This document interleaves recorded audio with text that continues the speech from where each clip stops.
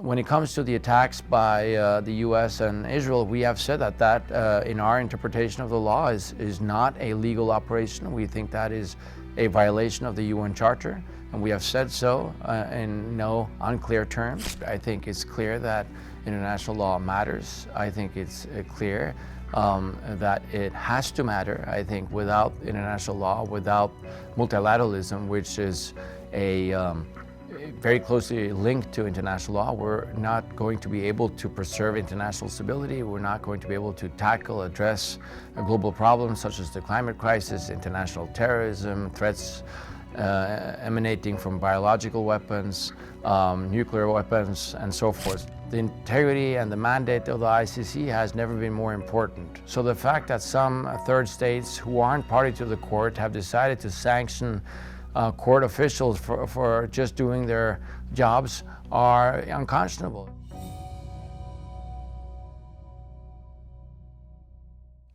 State Secretary Andreas Kravik, thank you for joining us. Thank you very much. Today we're meeting in the 4th month of the devastating US-Israeli war on Iran. The Strait of Hormuz continues to be closed by Iran, and now the US is blockading Iranian ports in return. Israel continues to expand the war front through repeated attacks on Lebanon. And the ceasefire deal on the table is hanging by a thread, if one can call it a ceasefire at all. So I understand that Norway has been involved diplomatically behind the scenes to help bring this war to an end.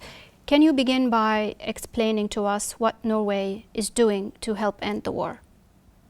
Well, we have an interest, like most states, in trying to find a way forward towards a diplomatic solution to this war, and we have been in close contact, not just in recent times, but for a long time with Iran and Oman and the United States and others who are party to this conflict or impacted by the conflict. So when these recent rounds of hostilities broke out, we intensified our conversations with the Iranians and the Omanis, and obviously also the US. And we wanted to give support to the formalized mediation efforts by Pakistan, and that was why I traveled to Pakistan, met with Vice Prime Minister Dar and General Munir, who are sort of appointed go-betweens or facilitators. And our message has been clear. It's important that the parties return to the table, that they are adamant in finding a diplomatic solution, and that solution ensures that the Strait of Hormuz is managed in a way that comports with the basic principles enshrined in the Law of the Sea Treaty. What have been your specific messages to Iran, the US, and Israel? Well, number one, we have said that they need to stop the hostilities. The hostilities are causing damage not just to the civilian population in Iran and in neighboring countries, but also is having a dramatic negative effect on the world economy. So it's imperative that both sides refrain from military attacks. So that's been our first message. But then also that we need to be creative in trying to find solutions. Pakistan has done a formidable job in finding ways forward and helping the parties come to the table, identifying certain potential solutions. And for us as a seafaring nation, as a nation that is very concerned about the upholdings of international law, we have placed special emphasis on the critical issue of international sea law, and that the Strait of Hormuz should be open for vessels to go through, and so that the global economy is not negatively impacted as it is right now.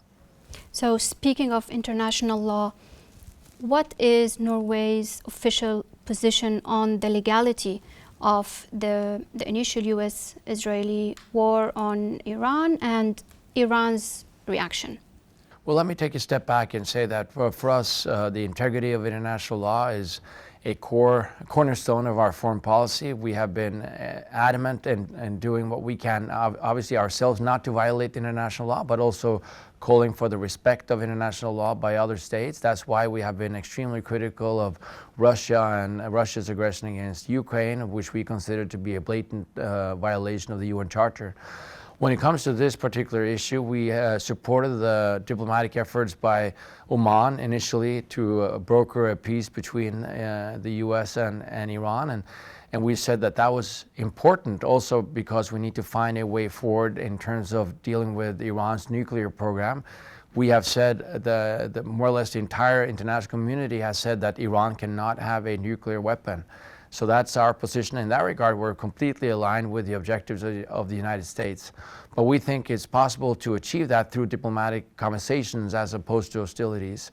When it comes to the attacks by the U.S. and Israel, we have said that in our interpretation of the law is not a legal operation. We think that is a violation of the UN Charter, and we have said so in no unclear terms.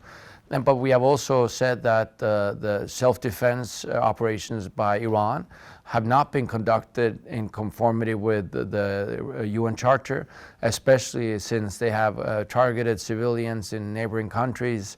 And obviously also we have had and voiced strong concerns about the way in which Iran clamped down on the peaceful protesters that took place in early parts of the year. So we have seen a number of violations of international law, and we have consistently called those out. But for us, what's important now is to look forward and look ahead.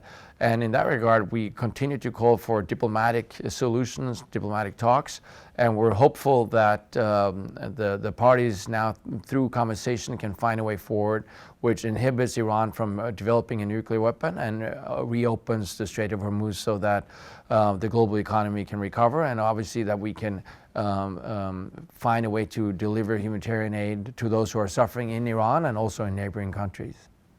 Has your department, the Foreign Ministry, conducted its own legal assessment? What was your official position based on exactly?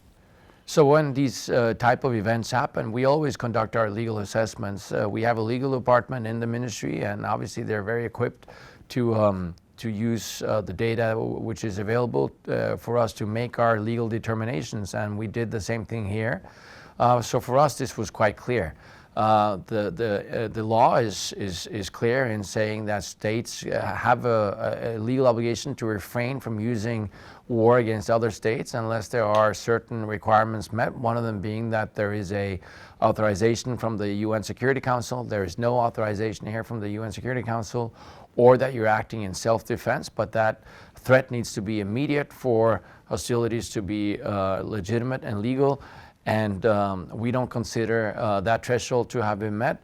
There's a third requirement or third option, which is consent, of course, from the country in which you're using hostilities in, and there was no consent here from Iranian authorities. So for us, the conclusion here was quite straightforward.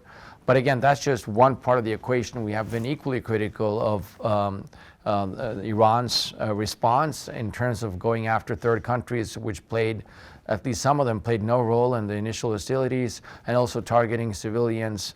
But maybe even more important than that, the fact that they exercised power in an extremely brutal fashion against their own population prior to these hostilities. That's something that we have condemned in the strongest of terms.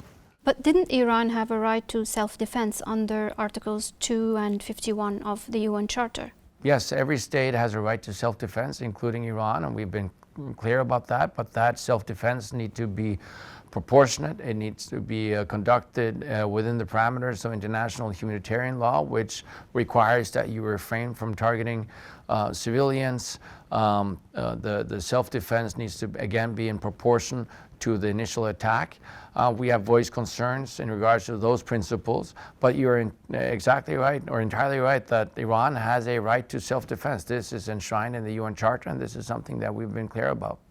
So going back to the fact that you've expressed your opposition to the war from the very beginning, based on the fact that it was a clear breach of international law.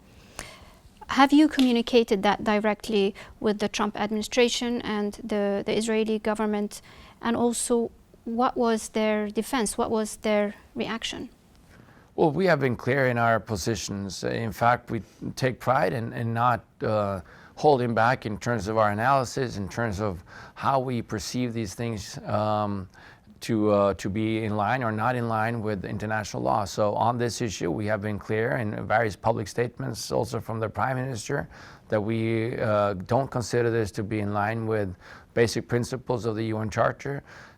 We have also communicated this in press statements, and again now I'm saying this quite unequivocally. So there's nothing hiding our positions here. We're transparent, we're open, but that does not inhibit us from having constructive conversations with Israel, the United States, Iran, and other parties to this conflict, because at the end of the day, even though the law has been violated, we need to find a way forward to reinvigorate the diplomatic process. And that's why we're extremely grateful to Pakistan for having been such an effective arbiter between the parties, and hopefully they are able now in the not too distant future to get the parties to a landing zone and a conclusion which is amenable to all sides.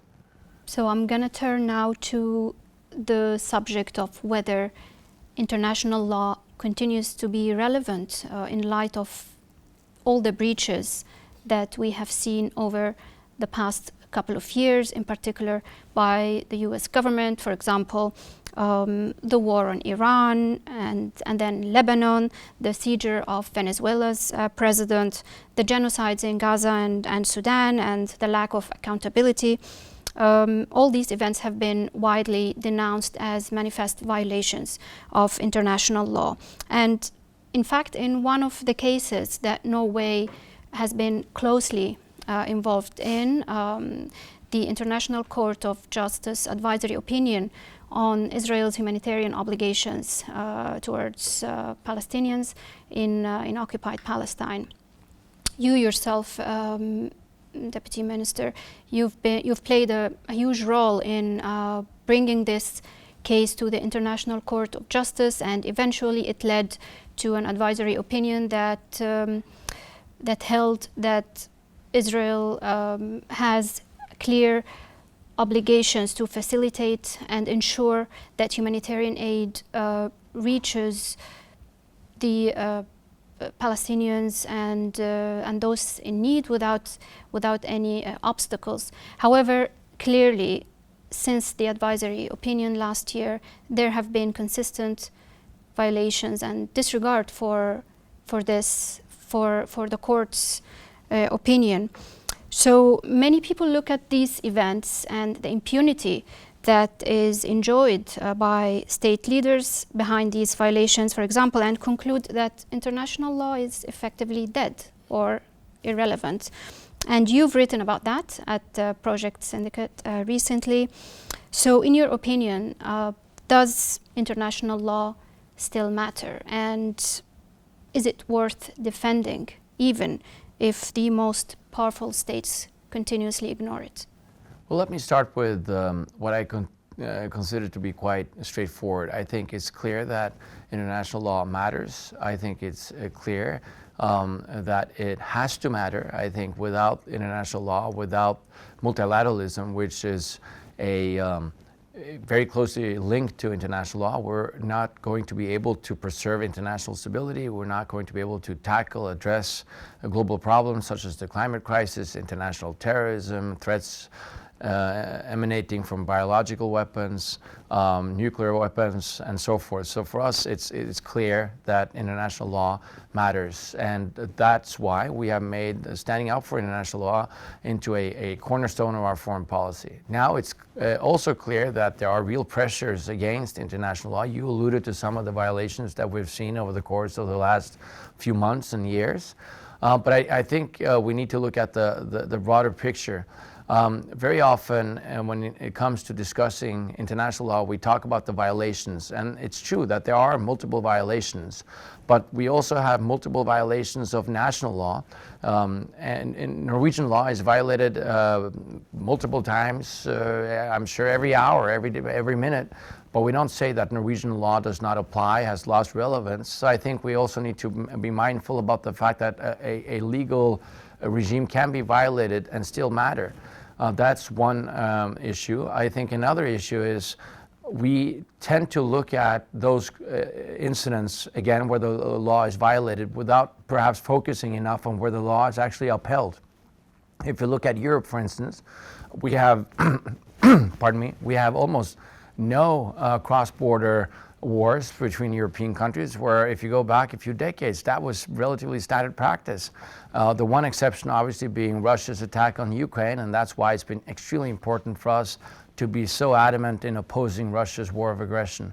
Same thing with the African continent, a continent which is characterized by borders being arbitrary, basically being established by Europeans many decades ago, or in the 19th century, without much regard for how the actual national groups were on the ground, were operating on the ground. But even still, those borders are still being respected predominantly.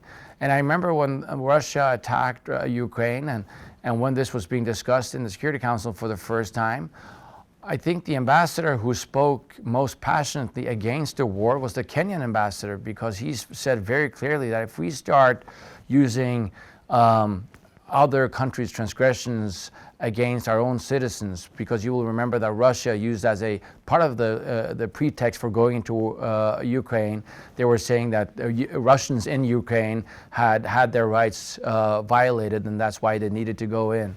And the Kenyan ambassador in the Security Council said, if we start using that kind of rhetoric in Africa, that would be a disaster, because we have ethnic groups, national groups spread around, and they're not in line with the borders that are established.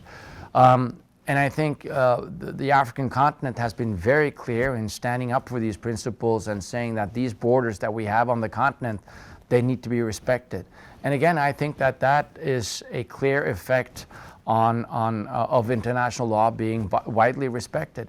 If you look at how we fish, if you look at how we trade, if you look at how we use international sea law as a yardstick in terms of maritime navigation, again, we see that overall the compliance is, if not 100%, it's very solid and robust. And I think we should look at some of the things that are happening at the current moment where the law is in fact violated. Take the Strait of Hormuz as an example. We are now seeing the entire world or global economy being negatively impacted because of these violations of international law. And I think that's a reminder what happens when the law is violated. And also it's a reminder that the law is actually functioning in most other straits, because the reason for why we're discussing the Strait of Hormuz with such intensity is because it's sort of very different from other straits and how other straits are managed, which of course are in line with basic principles of international law. So I think predominantly the law is respected, but there are clear exceptions, and unfortunately there have been more exceptions now in the recent past as opposed to in previous decades. And that's why we feel as Norwegian representatives we need to do everything we can to try to rally states into defending the law, and also reminding them about the negative consequences about violating the law.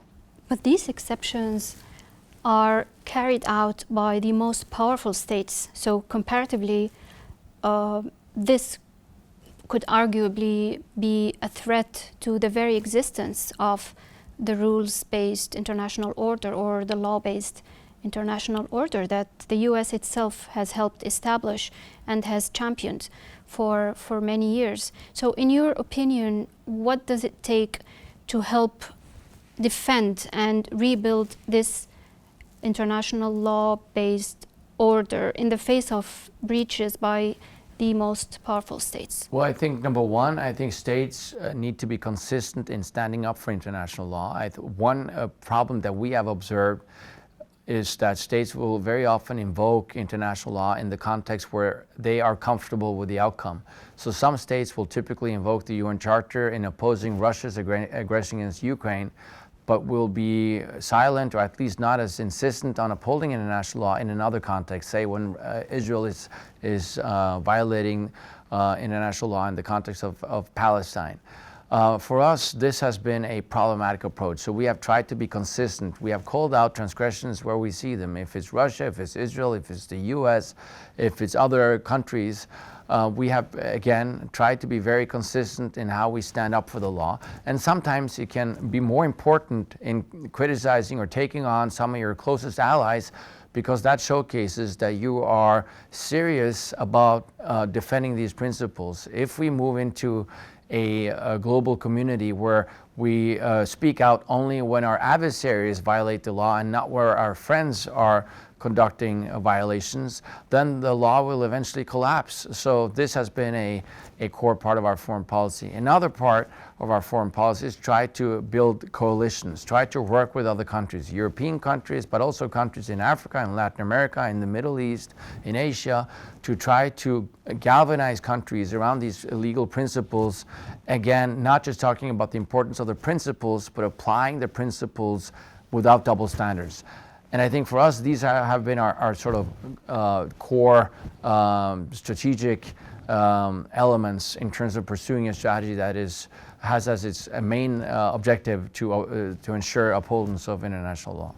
Do you view Norway as an influential middle power? And what role do middle powers have in defending the rules-based order, in particular in light of the nascent coalition, the Canadian Nordic coalition, that has been established recently, and Norway is part of it, and also following the Canadian Prime Minister's declaration regarding the important role of middle powers. So where do you see Norway's role in that?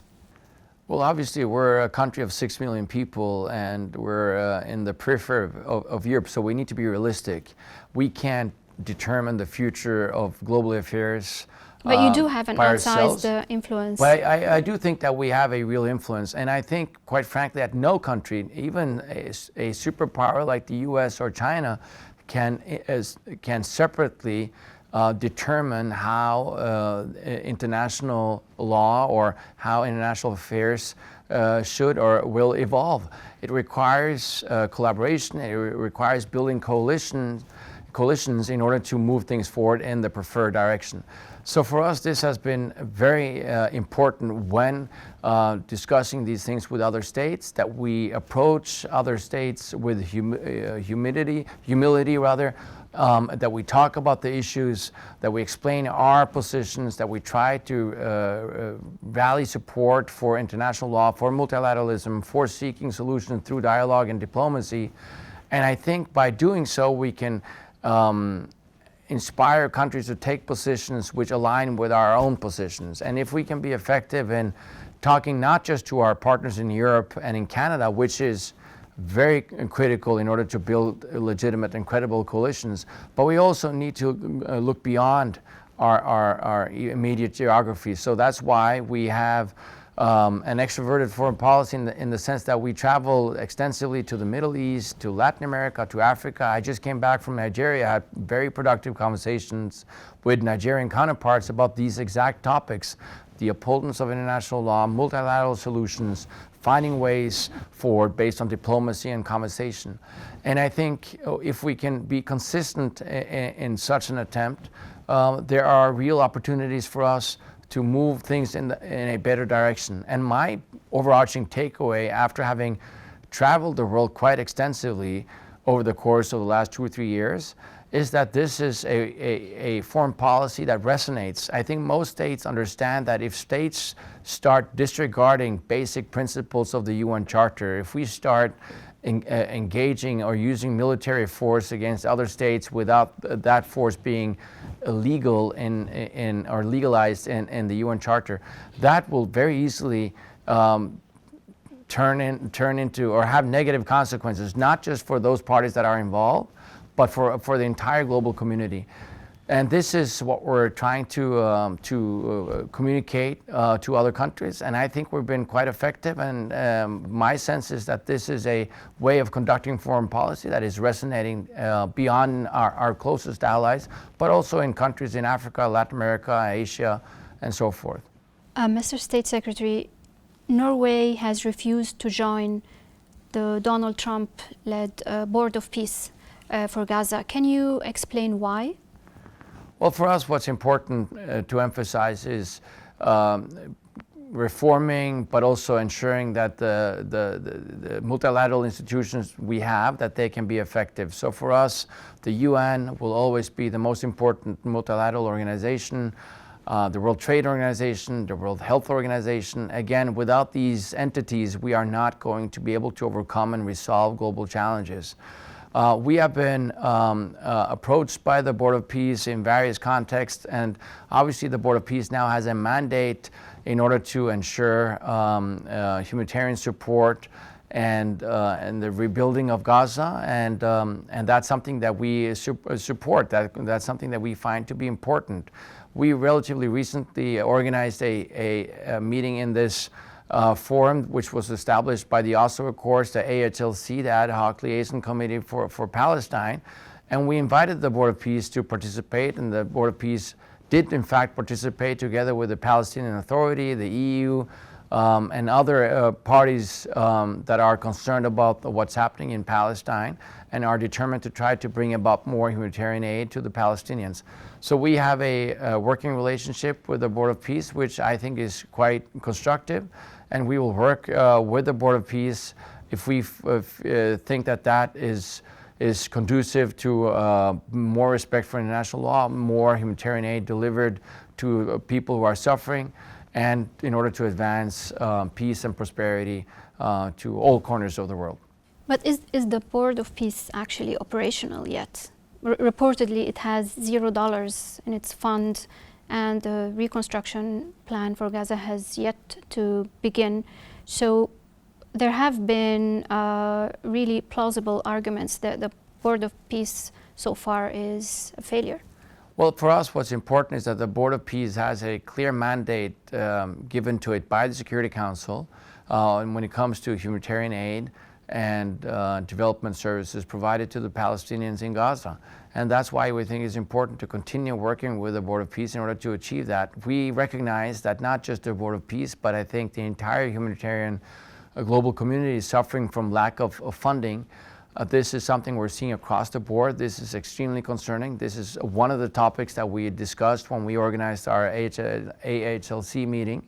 But we will continue to work with the Board of Peace, our European partners, our partners in the Middle East, to ensure that funding is available to alleviate suffering in Palestine, as what we are seeing at the current moment in Palestine, in Gaza, on the West Bank, is just unconscionable in terms of human suffering and something that cannot go unaddressed. And we are, again, determined to do everything we can to try to remedy the situation.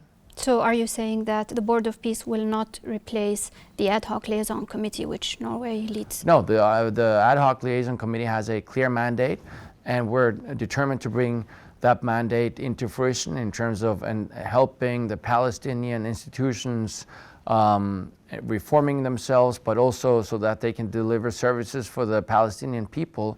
But at the same time, we recognize that the Board of Peace has a distinct mandate on Gaza, and that requires us to work together. And this is our approach, not just to this issue, but to all issues. We have to find a way to work with parties that have an influence in situations which are characterized by human suffering, by lack of respect for international law, by lack of conversation and diplomacy. At the core of Norwegian foreign policy is try to facilitate conversation. And we recognize that the Board of Peace has a mandate, has influence, and that's why we think it's imperative that the Board of Peace can be part of the conversation, also in regards to Gaza and Palestine.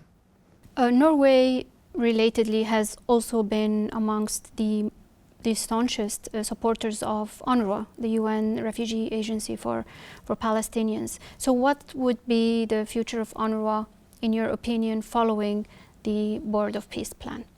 Well, Unrwa is an indispensable organization. It has a mandate provided to it by the General Assembly of the UN, and we have been clear for a long time that no state can legally, legitimately undermine the mandate of Unrwa.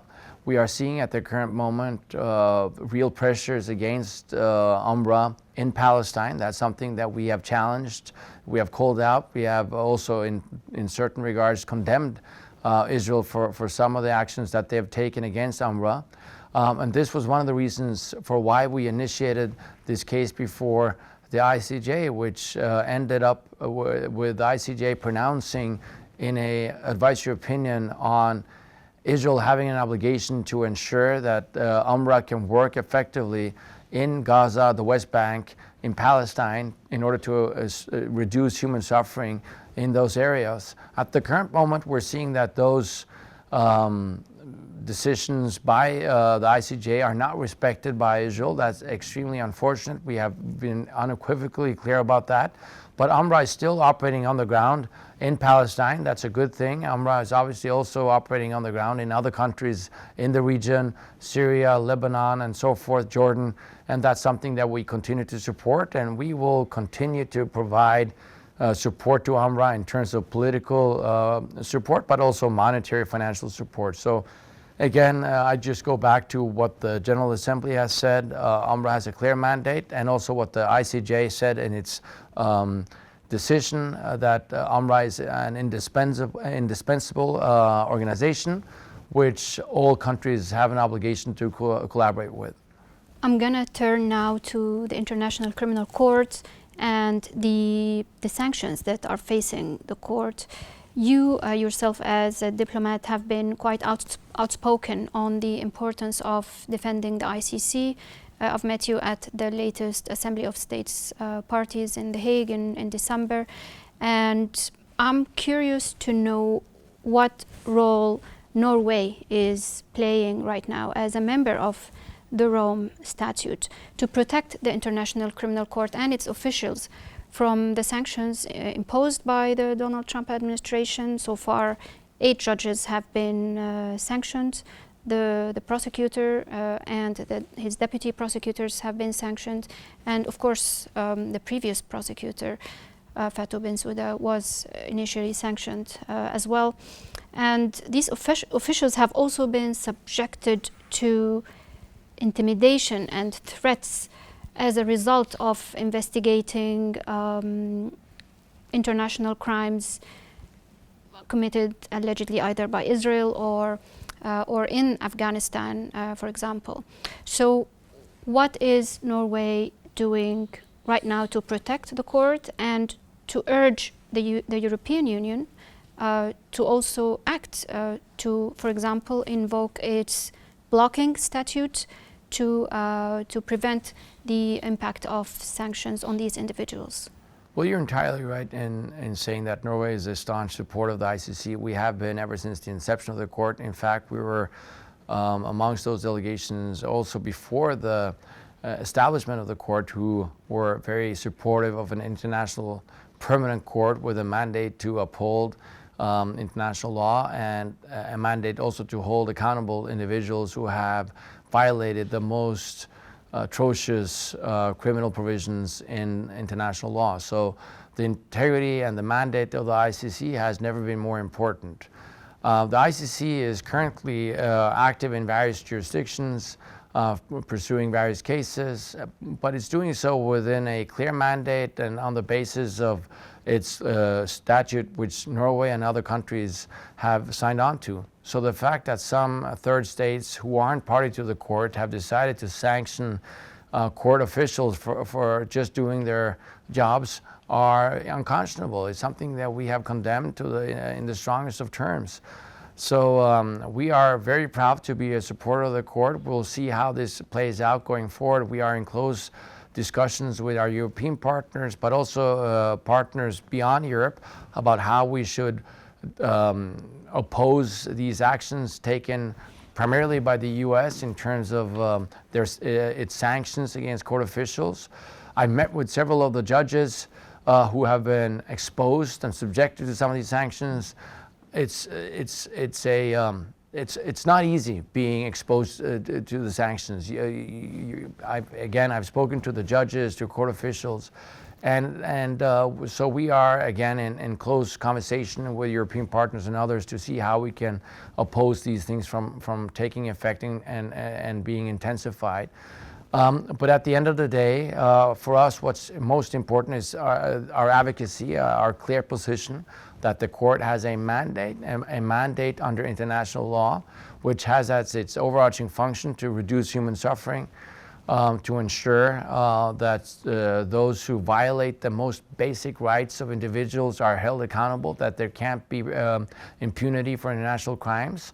And we will continue to be very clear in our advocacy for the court and the court's mandate. And how about compliance with arrest warrants, like, for example, the arrest warrant for Israel's Prime Minister Benjamin Netanyahu and the former Defense Minister Gallant? There's no room for ambiguity. We have said that if there is an arrest warrant attached to an individual who is on Norwegian soil, we will execute on that warrant. That's a responsibility we have as a state party. We have again communicated that to the world in various instances, and this is our clear position. The ICC has jurisdiction, and when the ICC under that jurisdiction decides to exercise its authority to attach arrest warrants to certain individuals, we as a state party have an obligation to execute on that warrant if that individual were to set foot on Norwegian territory. Including Benjamin Netanyahu? Including him and any other individual who are subjected to an arrest warrant by the ICC. Going back to the EU's role, why is the EU so late in using or resorting to the blocking statute? It's arguably one of the most effective tools that it can use to block the financial impact of sanctions, at least. Well, we're not a member of the EU, so it's difficult for me to comment in any detail about the conversations that are taking place internally about utilizing that means. From your conversations, what have you heard? My understanding is that the EU or the state parties within the EU, and as we are doing, are looking at all options in terms of opposing these sanctions. In fact, this was one of the things that we discussed at the latest meeting of state parties a few months ago in The Hague, where obviously the EU was present and its member states. So we'll see how this plays out, but it's a sensitive topic. There are various pros and cons, but the most important thing is that we as a state party are committed to doing everything we can to ensure that those who are working for the court can do so without being subjected to sanctions or any other measures that tries to prevent them from carrying out their functions under the court's mandate. Right now, the ICC is in a sort of limbo due to the ongoing investigation into alleged misconduct by prosecutor Karim Khan. Norway is a member of the Assembly of States Parties, and it could at some point vote on the fate of the prosecutor. Right now, the Bureau of the Assembly of States Parties, which is the executive body that has 21 member states, it is right now examining whether to determine that there was that misconduct was carried out. So, where does Norway stand on this probe, and what will you do if this vote goes to the Assembly of States Parties? Well, we're not on the Bureau, so we're not privy to all the discussions and the reports that have been released. What we have said is that the ICC needs to look at this case in conformity with the procedures that have been established for examining such allegations of misconduct. So that's our primary position. Now we have seen, but we haven't seen the full reports, but we understand that there has been an investigation by the UN entity responsible for carrying out such investigations. That has been subjected also, I think the conclusions of that report has been transferred to a legal committee or a panel comprising 3 judges, and they have looked at it, and their conclusion is that there are no grounds for taking certain actions against the prosecutor, at least in terms of alleviating him from his responsibilities as prosecutor. From my vantage point, without getting ahead of the curve, it seems that is a sensible conclusion when the report when 3 judges has come to the conclusion that there is no grounds for the termination of his contract, then I think that should be respected by states. But obviously, this is not before the Bureau. We're not on the Bureau, so we'll see what the Bureau does.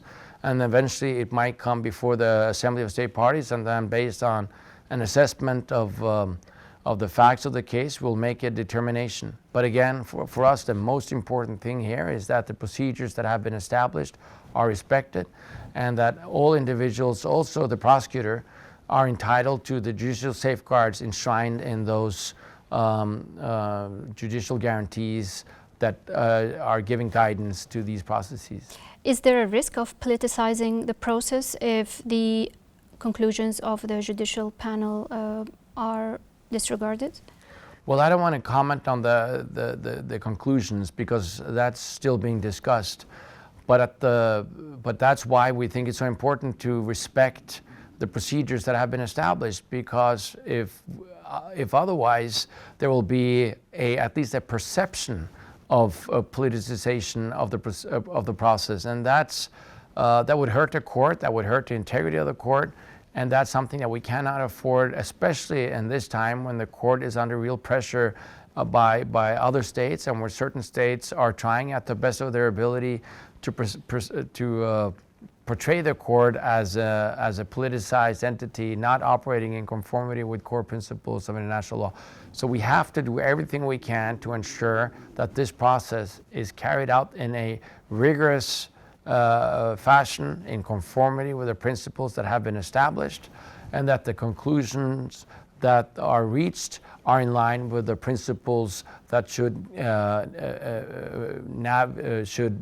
prescribe how these things are dealt with.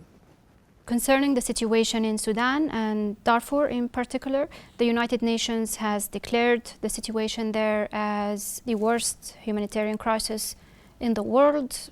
Over 11 million people have been displaced, thousands killed as a result of the ongoing conflict since April of 2023. Where does Norway stand on this issue, and how are you addressing it? What are you doing to put an end to this conflict? Well, first, I think it's important to observe that this is likely the worst humanitarian crisis in the world at the current moment. And that says something when we consider all the crises and all the wars which are unfolding at the present moment. For us, we have had three objectives in our engagement with Sudan and the crisis there. One has been to try to facilitate a humanitarian pause in the hostilities. Obviously, that's the main responsibility of the quartet, the U.S. and Egypt and Saudi Arabia and the UAE. We are in close contact with those countries in order to try to facilitate their efforts in bringing about an end to the hostilities. We have also been very concerned about the lack of humanitarian access. We have stepped up our efforts in providing humanitarian support to civilians in Sudan who are suffering in an unconscionable fashion. And that continues to be a priority for us. When I visited Sudan, I met with the UN humanitarian coordinator on the ground, and we had very productive conversations about her work and what she is doing and how we can help her in being more effective, reaching all the remote areas in Sudan which are suffering from this crisis. We are also trying to help create a civilian path towards a different Sudan. The problem in Sudan at the current moment is that it's being governed by a military army, the Sudan forces, the Sudanese army forces, and that's problematic. And then you have the RSF on the other side. And the civilian population is being squeezed between the SAF and RSF. So what we have tried to do is to create space for a civilian-led administration, assembling the various civilian parties in Sudan, trying to get them to create a pathway towards a democratic Sudan, which can be governed in a way that respect basic humanitarian and democratic principles. Obviously, that's very difficult in the middle of a war, but we have to create that space so we can have discussions about a future Sudan, which is democratic, which is now managed in a way that satisfies basic rule of law guarantees and human rights. And that's been our main focus, and hopefully we can organize, or at least help organize, a meeting in Oslo or somewhere else in the not too distant future where we assemble these civilian actors for the purposes of establishing a path towards a democratic Sudan. A United Nations team has recently concluded that the RSF was responsible for committing genocide in Darfur. What's your take on that? Do you endorse these findings? And in your assessment, has the world failed to prevent genocide in Darfur? Well, it's clear that the RSF is guilty of having conducted unspeakable crimes in Sudan, and I've seen some of the data myself. I've seen the reports. It's really unconscionable how the civilian population has been hurt by the RSF, but not just RSF, also by SAF and other entities in Sudan, and that's why we have been so adamant in trying to get the humanitarian access to those who are suffering from these consequences. We have said unequivocally that there needs to be accountability provided to those who have perpetrated these crimes. And that's also one of the reasons why we continue to support the ICC and other mechanisms that are investigating crimes in Sudan. We'll see how that process plays out and what the courts and these mechanisms conclude in terms of the exact crimes that have been perpetrated. But to us, it's obvious that civilians have been targeted in a way that is unlawful, that just is not in line with basic international legal principles, and we will continue to call out for accountability, for combating impunity, and for humanitarian access, but not least that we continue in our efforts to create space for a civilian track so that civilians in Sudan can be governed by civilian actors as opposed to military armies. And what message does Norway convey to the different parties with respect to the foreign backing for the RSF by the United Arab Emirates, which has been widely documented and is contributing to the perpetuation of this conflict? We have urged all parties to refrain from exporting weaponry to the conflict, as that can only exacerbate an already untenable situation. So this is a clear message from us. But we have said also to our colleagues in Sudan, the RSF, and also the SAF, that what they're doing at the current moment is not just unconscionable in moral terms, but it also runs the risk of dividing Sudan up in different parts and undermining the sovereignty of Sudan and giving legitimacy to nefarious actors outside of Sudan who seeks to undermine the country. So the only way forward in order to ensure peace and stability and to preserve the human dignity of those who live within Sudan is to enter into a humanitarian pause for both sides to lay down their arms and to start a process of reconciliation and towards democracy in Sudan. And that's something that we're adamant about not bringing about on ourselves, because we're not going to be able to do that on our own, but we are working with those entities in Sudan who agree with us that this needs to be the path forward, and countries also outside of Sudan, not least the United States, in trying to bring about a peaceful and democratically anchored Sudanese government. Andreas Kravik, thank you for your time. Thank you very much. Appreciate it.